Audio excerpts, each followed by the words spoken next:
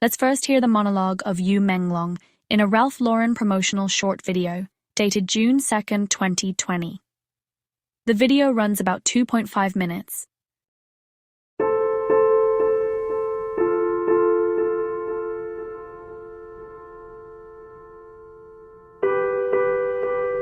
在面临低谷的时候，会郁闷，会很不开心，会经常想一个问题，就是会怀疑自己适不适合做这件事儿。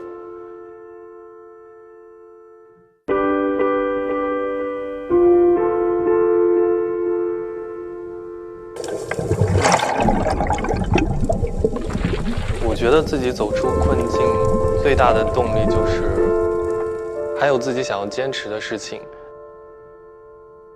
一个人自救的能量其实是很大的，因为经历过这些之后，会觉得当初对自己的怀疑其实也是一个思考的过程吧。一夜没睡，看到第二天的太阳，就会觉得还是挺幸福的。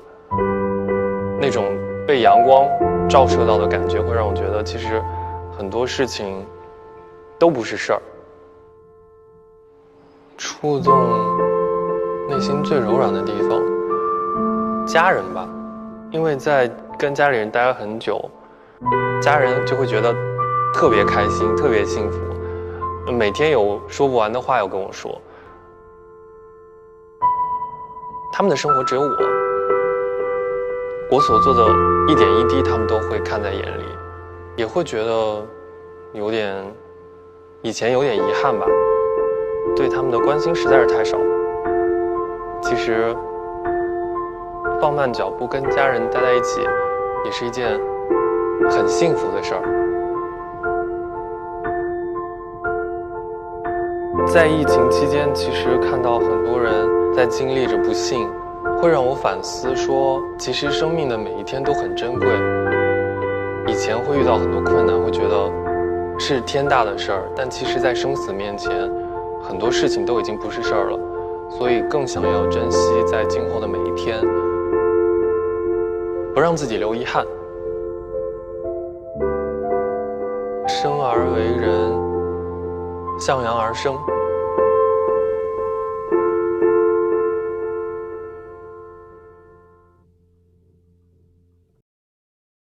On its own, it reads like a polished, healing commercial monologue.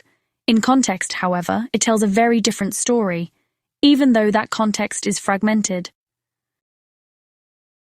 We know that Menglong was threatened as early as 2013, evidenced by his shouted last words, "I've been threatened by you since I was 25. In September 2017, his studio registered a trademark using his name under Category 13, Firearms and Fireworks, according to publicly available business records. In January 2018, his Genuine Fan Club, founded in 2013, was dissolved by EE Media, a move that effectively undermined his popularity and severed an organic support base. In June 2018, during his birthday gathering, he was filmed falling into silence and tears when fans asked whether he had any wishes, suggesting an inability or unwillingness to articulate hope in that moment. In September 2018, he unfollowed EE Media and publicly expressed a loss of trust in the management, citing their failure to respond to his requests for long-term career planning, a rationale that appears safer and more socially acceptable than any deeper grievance he may have held. In May 2019, he was again captured on fan footage in tears at Shenzhen Airport.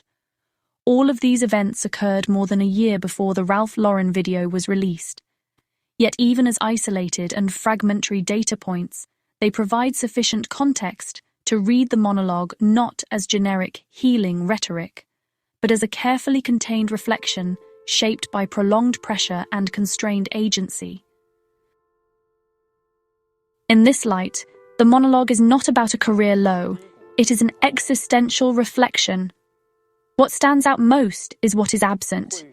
There is no mention of roles, projects, market performance, fan engagement, or competition. Nowhere does he frame his struggle in terms of the path of an actor, a career bottleneck, or creative pressure. The professional vocabulary one would expect from an industry narrative is entirely missing. Instead, the questions he raises are starkly personal and fundamental. Drawing on the shared context of the pandemic, he reflects that, in the face of life and death, many things don't matter, that every day of life is precious, and, more quietly, that he sometimes wonders whether he is suitable for this at all. Framed this way, the reflections sound natural, even expected, amid a global crisis. Yet they are not the doubts of someone reassessing strategy or ambition. They are not about recalibrating goals or waiting for better opportunities. They are questions about endurance and meaning, about whether continuing at all is worth the cost being paid. The repeated emphasis on self-reliance further reinforces this existential frame.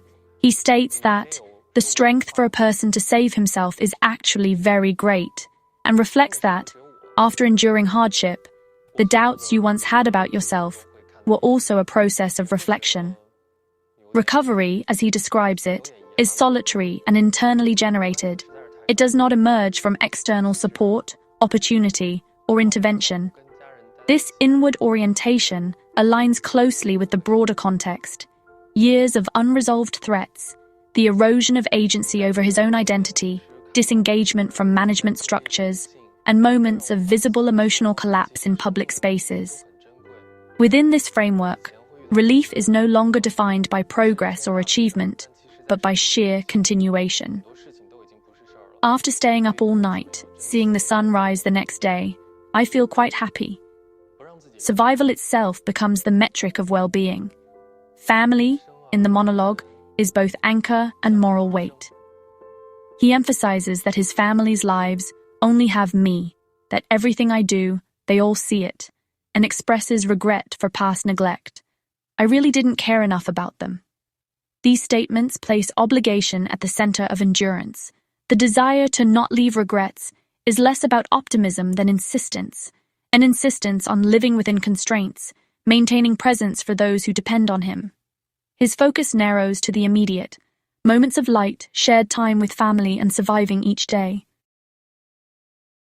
Taken together, the monologue no longer narrates healing. Instead, it documents adaptation under constraint. It shows a life carefully contained, sunlight, family, and survival, rather than projects or future plans. When read alongside the earlier fragments, threats, public emotional distress, and management withdrawals, it becomes clear that this is not a casual reflection on difficulty. It is a record of existence under pressure, a negotiation with forces largely invisible but deeply felt.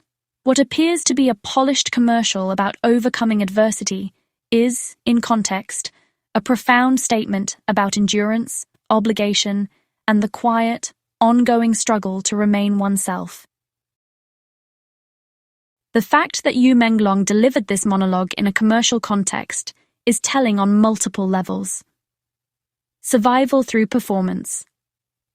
On the surface, it's a promotional, healing monologue for Ralph Lauren, a polished, marketable product. But within the context of long-standing threats, emotional suppression, and professional interference, it becomes clear that this performance is also a form of survival. By framing his experience as a general reflection on resilience, he could express personal truth in a socially acceptable and publicly sanctioned way. The commercial becomes a safe conduit for subtle disclosure. Constraints of agency. That this existential reflection appears in a commercial highlights the limits of his agency. Menglong could not freely articulate his lived reality in a documentary or interview. Doing so might have been professionally or personally risky. Instead, he uses the structured, scripted, and branded environment of a commercial, something ostensibly innocuous, to convey a nuanced, internal truth. The medium itself enforces constraints while also offering a disguised platform for expression. Existential truth, masked as universal wisdom, the monologue's language, self-reliance, the value of daily survival, care for family, reads as general, inspirational advice in isolation. But given his history, it becomes a masked existential statement, the survival of a person under pressure, the navigation of ongoing threats, the quiet negotiation of constrained choices. The commercial masks this as polished, universal reflection, while in context it is intensely personal and revealing. Finally, the commercial format also mediates audience reception. The message could reach fans safely without drawing attention to specific dangers or systemic abuse. To the uninitiated, it appears like a standard celebrity healing message to those aware of the fragments of his life, threats, emotional distress, loss of agency. It reads as a profound testament to endurance under duress. In short, the monologue's appearance within a commercial setting reflects a form of strategic expression under constraint. It functions as a public yet tightly controlled channel in which personal truth can exist safely, even if veiled. At the same time, its placement suggests that other avenues of expression and the possibility of speaking more directly were no longer available to him, or had been made to feel unsafe. Was it an outcry for help? No, he very likely knew such an appeal would be futile. The monologue does not read like a plea. An outcry assumes the existence of a listener who can respond, intervene, or protect. Nothing in his words suggests that expectation. There is no appeal, no accusation, no conditional hope, no if only someone would. Instead, what emerges is an acceptance of limits. What the monologue resembles far more closely is a statement made after concluding that help is unavailable. It reflects not desperation seeking rescue, but a settled understanding of constraint, an articulation of how to continue living once the possibility of meaningful intervention has already been ruled out. By 2020, the pattern we've witnessed had already run for years: threats, loss of control over his own name, dismantling of his fan base, emotional breakdowns in public, and disengagement from management. If help were possible through public sympathy, institutional channels, or industry support, one would expect the language to gesture toward injustice or rescue. It never does. Instead, he turns inward. When he says things like, "The strength for a person to save himself is actually very great," or frames doubt as something one must process alone, he is articulating a survival logic. Assume no one is coming. The unit of meaning is no longer change, justice, or reversal. It is endurance. Even the tone supports this. There is no urgency, no escalation, no coded alarm. The calmness itself is revealing. It suggests someone who has already tested the boundaries of resistance and learned where they hard stop. What remains is the management of one's own inner life under conditions that cannot be altered. Seen this way, the commercial format becomes even more significant. A cry for help would seek maximum friction. This does the opposite. It is smooth, universal, unobtrusive. It passes censorship not by accident, but because it no longer challenges anything external. It documents how to live within constraint, not how to break it. Perhaps the most unsettling reading is this: the monologue is not asking to be saved. It is explaining how he learned to keep living after concluding that rescue was futile. That realization does not weaken the monologue. If anything, it makes it more devastating, because it captures the psychological endpoint of prolonged coercion. Not silence, but a calm, articulate redefinition of life reduced to its bare minimum. This reading also resolves an apparent contradiction: how he was still able to function as an actor, a singer, and a public figure, smiling for cameras and warmly acknowledging fans. The monologue reveals that he had internalized the necessity of self-containment. That internal discipline made it possible to sustain a public persona while privately enduring extreme pressure. He learned to compartmentalize. One part of him remained visible, capable of performing, engaging, and responding under constant observation. Another part absorbed the threats, the loss of agency, and the grief, processed in isolation. Smiling for the camera, interacting with fans, and continuing to perform were no longer expressions of ease or confidence, but ritualized acts of endurance, mechanical, controlled, and necessary to preserve a fragile sense of normalcy and personal safety. In other words, his outward functionality does not contradict the existential weight revealed in the monologue. It reflects a survival strategy under constraint. He had to remain on in public while processing everything privately, because the world outside offered no reliable support, protection, or intervention. This resolves the apparent paradox of someone who could appear cheerful and composed in public, yet disclose, through private moments or carefully coded statements, a life shaped by persistent threats and constrained agency. What we see is not acting in the theatrical sense, but a way of living within imposed limits while preserving continuity of self. One reason this was not unpacked earlier is that, while he was still alive, the information available was too veiled to sound an alarm, even to long-term fans. What they saw was someone who appeared self-preserved, restrained, and deliberately low-key. His public behavior suggested caution and withdrawal, not imminent danger. Under conditions of constraint, signals of distress rarely appear as overt crisis. They present instead as moderation, silence, and emotional containment, traits that can easily be mistaken for maturity, introversion, or personal choice. To fans who cared deeply about him, these traits did not register as warning signs, but as evidence that he was coping, protecting himself, and maintaining balance. More importantly, the fragments only become legible in hindsight. While he was alive, no single detail was decisive enough to override the dominant narrative of normalcy. The monologue itself, embedded in a commercial and framed as healing, further neutralized its urgency.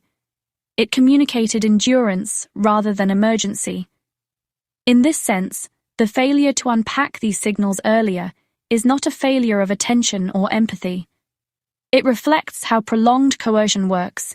It trains both the individual and the surrounding audience to normalize restraint, to interpret survival as stability, and to mistake quiet endurance for safety. Only after the fact do these fragments align into a pattern that can be named. What this story shows is not the failure of those who cared, but the limits of perception under constraint.